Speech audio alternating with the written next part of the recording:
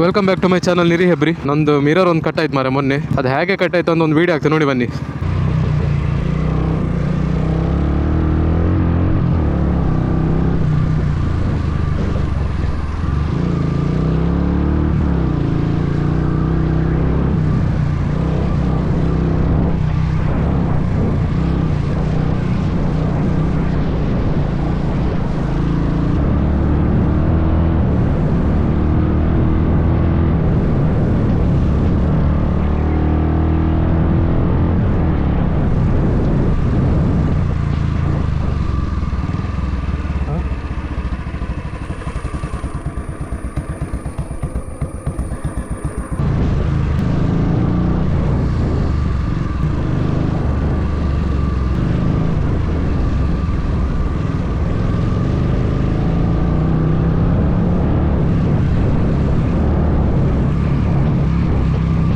ಅದು ವೈಬ್ರೇಷನ್ ಎಲ್ಲಿ ಕಟ್ ಆಗಿದೆ ಅಂದರೆ ನಾನು ತುಂಬ ಸ್ಪೀಡ್ ಹೋಗ್ತಿದ್ದೆ, ಹಾರಿಸ್ತಾ ಹೋಗ್ತಿದ್ದೆ. ಅದು ಆಲ್ರೆಡಿ ಲೂಸ್ ಇತ್ತು, ನಾನು ಟೈಟ್ ಮಾಡಬೇಕಿತ್ತು. ಲೂಸ್ ಆಗಿ ವೈಬ್ರೇಟ್ ಆಗಿ ಕಟ್ ಆಗಿದೆ. ಅದಕ್ಕೆ ನನ್ನ ಹತ್ರ ಇನ್ನೊಂದು ಮಿರರ್ ಆಲ್ರೆಡಿ ಇತ್ತು, ಹಾಗೆ ನಾನು ಚೇಂಜ್ ಮಾಡಿದೆ. ಮತ್ತು ನಂದು ರೇರ್ ಬ್ರೇಕ್ ಇಲ್ಲ, ಆಯಿತಾ. ನೋಡಿ ಫುಲ್ ಒಳಗೆ ಹೋಗ್ತದಲ್ಲ, ಅದು ಸಹ ಹೇಗೆ ಹೋಗಿದೆ ಅಂತ ನಾವು ವೀಡಿಯೋ ಹಾಕ್ತೀವಿ ನೋಡಿ. ಅದು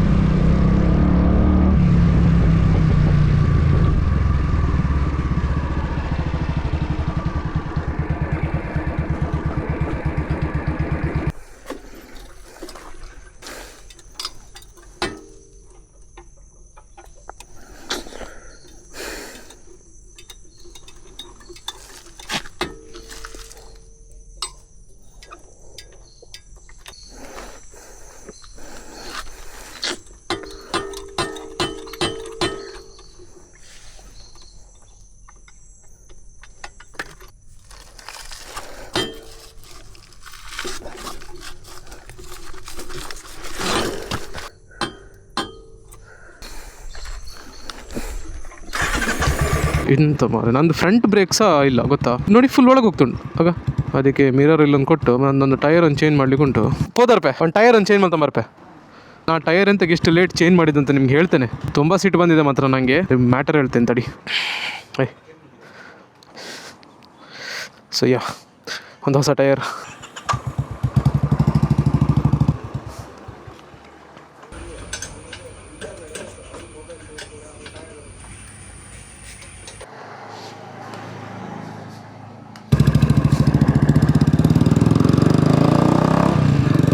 ಈಗ ಟೈರ್ ಟೆಸ್ಟಿಂಗ್ ಮಾಡೋದಕ್ಕಿಂತ ಮುಂಚೆ ಅಥವಾ ಬ್ರೇಕ್ ಒಂದು ಸರಿ ಮಾಡುವ.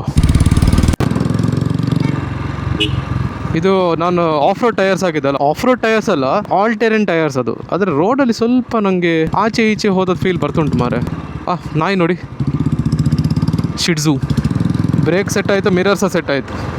ನನಗೆ ಮಿರರ್ ನೋಡೋದು ಹ್ಯಾಬಿಟ್ ತುಂಬ. ನಾನು ಮಾತ್ರ ಗಡಿ ನೋಡ್ತೇನೆ ಮಿರರ್ ಎಲ್ಲ ಹಿಂದ್ಗಡೆಯಿಂದ ಸೆಟ್ ಉಂಟಾ ಅಂತ. ಅದೆಂತ ಮಾಡೋದು, ರಾಂಗ್ ಸೈಡಿಂದನೇ ಬರ್ತಾರೆ ಇದರಿಂದ. ಸೀನ್ ಆಗಿದೆ ಮಾರೆ. ಅಂದರೆ ಬ್ರೇಕ್ ಆಗ್ತಾನಲ್ಲ, ಬ್ರೇಕ್ ಹಿಡ್ಕೊಂಡಿರ್ತದೆ ಅಲ್ಲಿ, ವಾಪಸ್ ಬರೋದಿಲ್ಲ. ಎಂತ ಮಾರ, ಅದಕ್ಕೆ ಹೇಳೋದು ಅಂತಾರೆ. ಎಂತ ಗೊತ್ತಾ, ನಾವು ಆಫ್ ರೋಡ್ ಅಂತ, ಆಫ್ ರೋಡ್ ಗಮ್ಮತ್ತೆ. ಆದರೆ ಆಫ್ ರೋಡ್ ತುಂಬ ಎಕ್ಸ್ಪೆನ್ಸಿವ್. ಒಂದು ಆಫ್ ರೋಡ್ ಹೋದರೆ ಈ ಬ್ರೇಕ್ ಪೆಡಲ್ ಗಾಡಿ ಹೋಗೋದು. ನಾನು ಲಾಸ್ಟ್ ವ್ಲಾಗಲ್ಲಿ ಸಹ ಹೇಳಿದ್ದೆ ನೋಡಿ. ಇಲ್ಲಿ ಕಣೆ ಹಿಂಗಿದ್ರೆ ಅಲ್ಲೇ ಇರುತ್ತೆ ಅದು. ಮೊನ್ನೆ ಬೆಂಡ್ ಸಲ ಫೋರ್ಸ್ಫುಲ್ ಇವತ್ತರೆ ಅಲ್ಲೇ ಕಣಿ. ನನ್ನ ಬ್ರೇಕ್ ಇದು MC ಕಿಟ್ ಅಂತ ಬರ್ತದೆ, ಆ MC ಕಿಟ್ ಹೋಯ್ತು. ಅದಕ್ಕೆ ಈಗ 1,500 2,000 ಉಂಟು. ವಿಡಿಯೋದಲ್ಲಿ ನೋಡುವಾಗ ಭಾರಿ ಗಮ್ಮತ್ತ. ಅಬ್ಬಾ ಎಂತ ಆಫ್ ರೋಡ್ ಮಾಡಿದೆ ಮಾರೆ ಬುಲೆಟಲ್ಲಿ ಅಂತ ಹೇಳ್ತಾರೆ. ಆದರೆ ನಮ್ಮದು ಲಾಸ್ ನಮಗೆ ಮಾತ್ರ ಗೊತ್ತುಂಟು. ಇಲ್ಲಿ ಒಂದು ಆಫ್ ರೋಡ್ ಉಂಟು, ಸಣ್ಣದು ಆಫ್ ರೋಡ್ ಮಾಡುವ.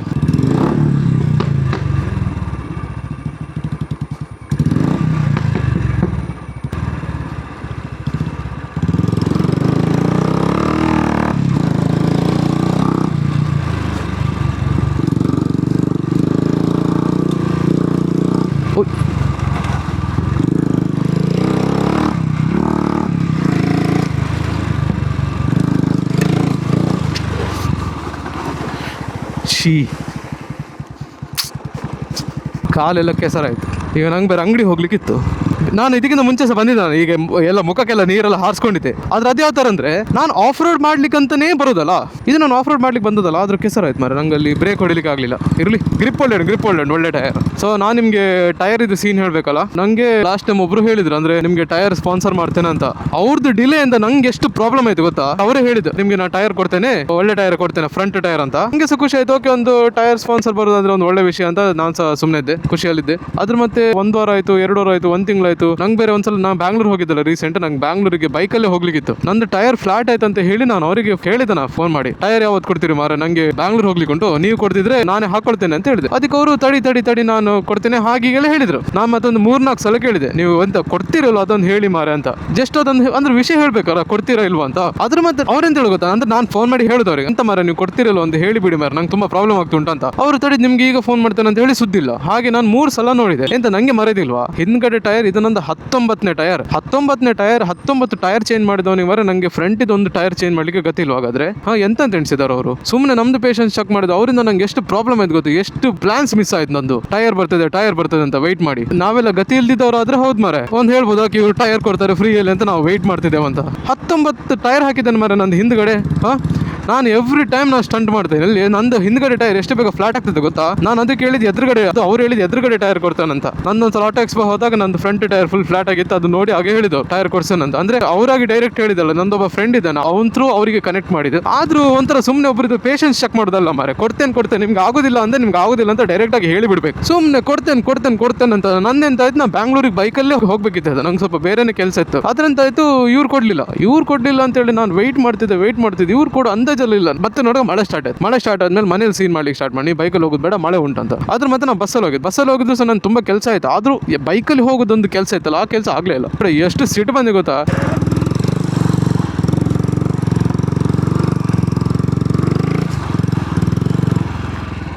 ನಂದು ಶಾರ್ಟ್ಸ್ ಟೈಟ್ ಉಂಟು, ನಂಗೆ ಅದು ಕಾಲು ಸಿಕ್ಕಿ ಬೀಳ್ತುಂಟು, ಅದಕ್ಕೆ ನಂಗೆ ಕರೆಕ್ಟ್ ತಿರ್ಸ್ಲಿಕ್ಕೆ ಆಗ್ತಿಲ್ಲ. ನಾನು Insta 360 ವೀಡಿಯೋ ಮಾಡಿದ್ದೆ.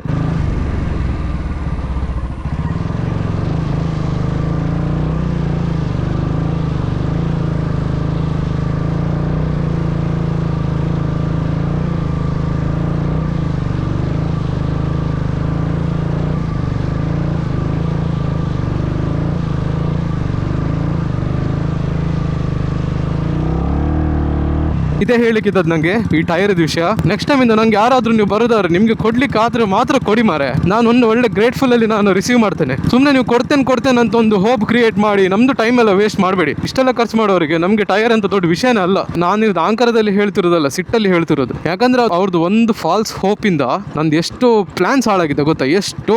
ಸೊ ಈ ತರ ನಂಗೆ ಮಾಡಿದಂತ ಬೇರೆ ಯಾರಿಗೆಲ್ಲ ಮಾಡಬೇಡಿ ಆಯ್ತಾ. ಹಾಯ್ ಬಾಯ್, ನಾನು ನಿಂಗೆ ಕಾಲ್ ಮಾಡ್ಲಿಕ್ಕಿದ್ದೆ ಮಾರೆ. ಹೇಗೆ ನೀನಾಗಿದ್ದಿ ಮಾರೆ? ಆರಾಮಲ್ಲ?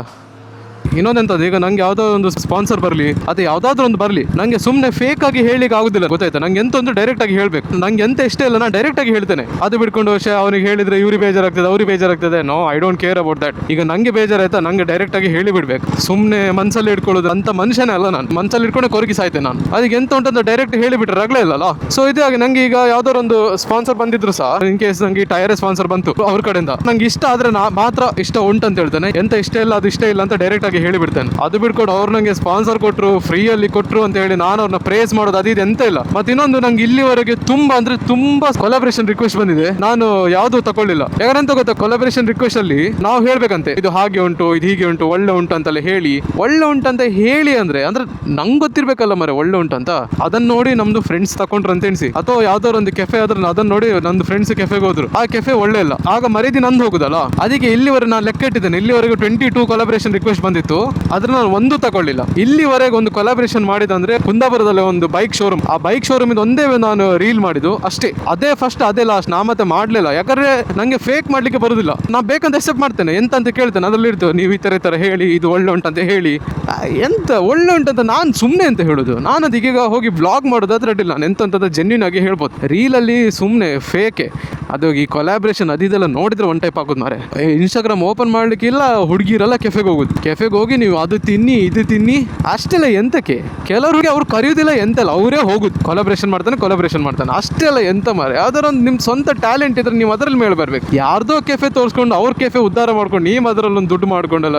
ನಂದು ವೇ ಆಫ್ ಥಿಂಕಿಂಗ್ ಅದು, ನಂದು ಥಿಂಕಿಂಗ್ ಅಂತ ನಾನು ಅದೇ ಹೇಳಿದ್ದು. ಕೆಲವರಿಗೆ ಅದೇ ಇಷ್ಟ ಇರ್ತದೆ. ಆದ್ರೆ ನಾನು ಇಲ್ಲಿವರೆಗೆ ಯಾವ್ದು ಕೊಲಾಬ್ರೇಷನ್ ನಾನು ಎಕ್ಸೆಪ್ಟ್ ಮಾಡ್ಲಿಲ್ಲ. ಮುಂದೆ ನೋಡುವ, ಮುಂದೆ ನಂಗೆ ಯಾವ್ದಾದ್ರು ಒಂದು ಇಷ್ಟ ಆದ್ರೆ ಜೆನ್ಯೂನ್ ಆಗಿದ್ರೆ ನಾನು ಮಾಡ್ತೇನೆ. ಆದ್ರೆ ಇಲ್ಲಿವರೆಗೆ ಮಾಡ್ಲಿಲ್ಲ. ಇಲ್ಲಿವರೆಗೆ ತುಂಬಾ ಬಂದಿದೆ, ನಾ ಹೇಳಿದೆನಲ್ಲ ಯಾವ್ದು ಮಾಡ್ಲಿಲ್ಲ. ನಂಗೆ ಕೆಫೆದೆಲ್ಲ ಬರ್ತದಲ್ಲ, ನಂಗೆ ಅದೆಲ್ಲ ಅಷ್ಟು ಇಷ್ಟ ಆಗೋದಿಲ್ಲ. ಈಗ ಬೈಕ್ ಇದೆಲ್ಲ ಆದ್ರೆ ಅಡ್ಡಿಲ್ಲ. ಮೊನ್ನೆ ಬ್ಯಾಂಗ್ಳೂರಲ್ಲಿ ಒಂದು ಮಾಡಿದ್ದು ಆಟೋನೆಟ್ ಇದು, ಅದು ಆಕ್ಚುಲಿ ನಂದು ಫ್ರೆಂಡ್ ಶಾಪ್. ಅದು ನಾವು ಹೀಗೆ ಮಾತಾಡ್ತಿರುವಾಗ ಹೇಳಿದೊಂದು ವಿಡಿಯೋ ಮಾಡ್ತೀರಾ ಅಂತ. ಮತ್ತೆ ನಂಗೆ ತುಂಬಾ ಇಷ್ಟ ಇತ್ತು ಮುಂಚೆಂದ ಸಹ ಮಾಡಿದ್ರೆ ಆ ತರದ್ ವಿಡಿಯೋ ಮಾಡ್ಬೇಕಂತ. ಸೇಮ್ ನಂಗೆ JS ಫಿಲ್ಮ್ಸ್ ವೈಬ್ಸ್ ಬರ್ತಿತ್ತು. ಅವ್ರದ್ದು ಅಕೌಂಟ್ ಅಲ್ಲಿ ಸಹ ಹಾಗೆ ಉಂಟು, ಬೈಕ್ ಆಕ್ಸೆಸರಿ ಸ್ಟೋರಿ ಹೋಗಿ ಹೀಗೆ ವಿಡಿಯೋ ಮಾಡೋದಂದ್ರೆ. ಸೊ ನಂಗೆ ಅದೊಂದು ಖುಷಿ ಆಯ್ತು ಅಷ್ಟೇ. ಅದು ಬಿಟ್ಟು ಬೈಕ್ ಇದೆ ಯಾವ್ದಾದ್ರು ಕಂಟೆಂಟ್ ಇದ್ರೆ ನಾನು ಮಾಡ್ತೇನೆ. ಸುಮ್ಮನೆ ಕೆಫೆದೆಲ್ಲ ಬೇಡ. ನೋಡೋ ಫ್ಯೂಚರ್ ಅಲ್ಲಿ ಅಲ್ಲ. C in the next vlog. By.